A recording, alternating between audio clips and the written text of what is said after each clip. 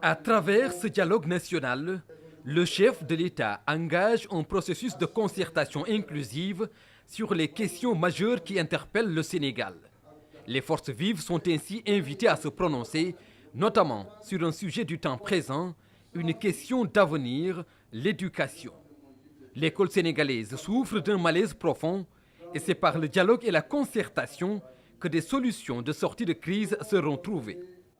Elle nous engage, j'allais dire qu'elle nous oblige vis-à-vis de nos enfants et des générations futures.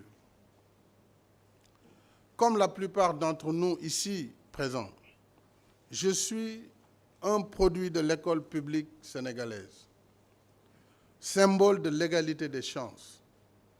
Elle peine, nous le savons, à trouver des solutions durables de sortie de crise, malgré les dépenses publiques élevées qui lui sont consacrées. Je veux replacer l'école au cœur de la République, comme lieu de transmission du savoir et comme espace de construction de la citoyenneté pour permettre à nos enfants d'accéder à toutes les dimensions de la vie.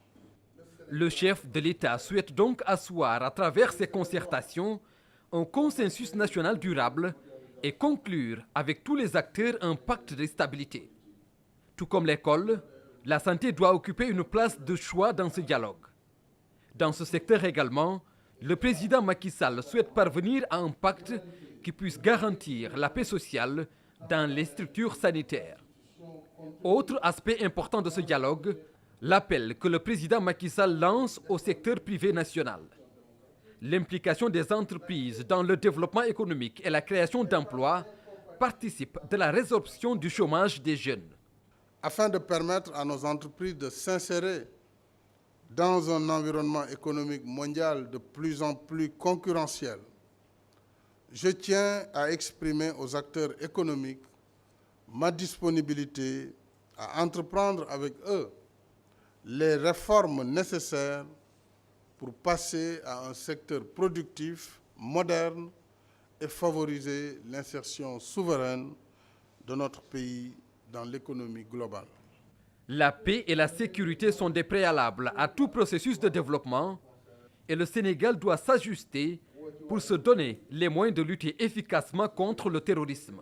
Notre pays a besoin d'un consensus le plus large possible pour assurer la prise en charge prioritaire de la sécurité de nos concitoyens.